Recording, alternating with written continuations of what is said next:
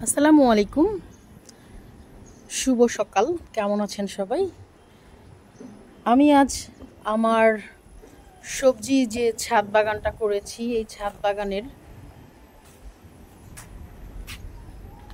যে গাছগুলো বুনেছিলাম 7 থেকে 8 দিন আগে আমি এই ছাদ বাগানের একটা ভিডিও পোস্ট করেছিলাম।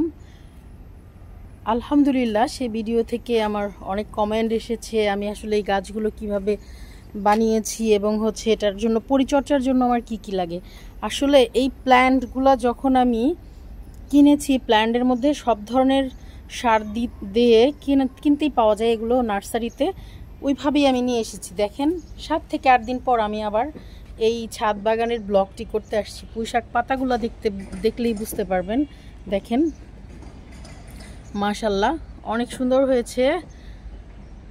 আর এই যে আমার লাউ গাছ যেটা রয়েছে, দেখেন লাউ গাছে অলরেডি ফুল চলে আসছে।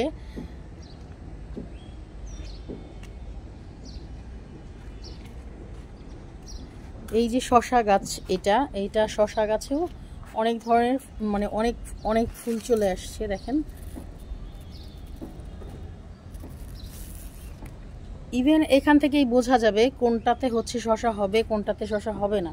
এই ফুল থেকেই বোঝা যায় যে কোন ফুলটা থেকে শশা হতে পারে, কোনটা থেকে হতে পারে না।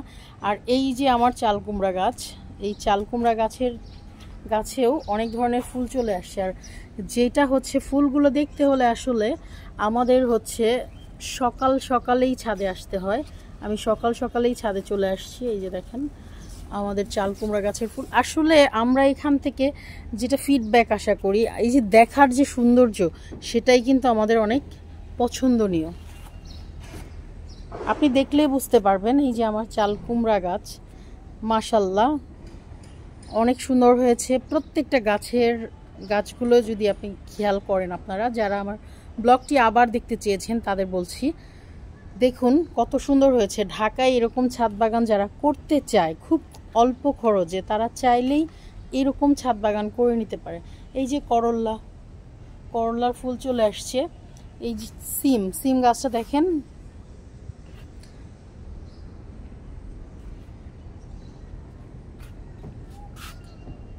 আমার সিম গাছেও বোঝা যাচ্ছে কয়েকদিনের মধ্যে ফুল চলে আসবে। আসলে সবচেয়ে বড় সৌন্দর্য যেটা, যে আমরা সবুজে ঘেরা একটা ছাদ বাগান থাকবে, আমরা এসে একটু বসবো, একটু শান্তি নিব, একটু ফিলটা গ্রামের মতো হবে, এরকম ফিলটা না আমার অনেক পছন্দ।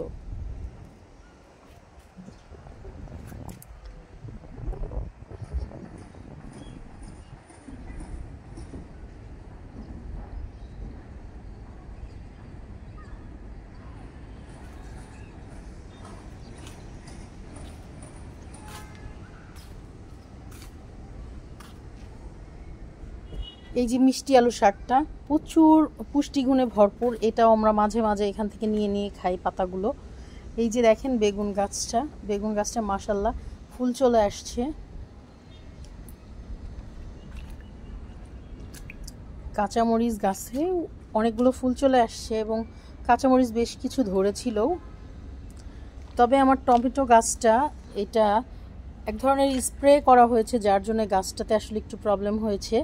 এই গাছটা আমি জানি না কতটুকু ফিডব্যাক ভালো হবে। এই গাছটা মনে হচ্ছে যে আর তেমন ফিডব্যাক আশা করা যায় না।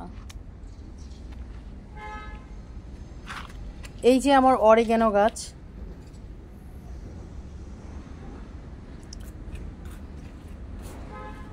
এটা আমার বোম্বাই মরিচ গাছ, এবং এই পাশে রয়েছে আদা গাছ। আর আদা গাছে পানি ফেলে দিতে হয়।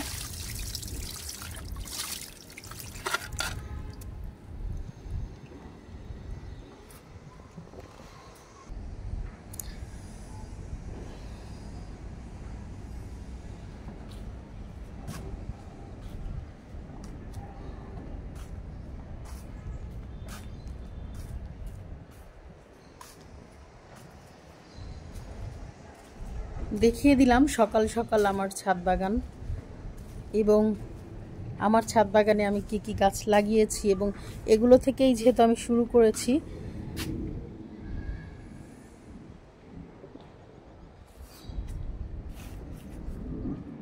অল্প থেকেই যদি কেউ শুরু করেন অবশ্যই তার ফিডব্যাক ভালো আসবে।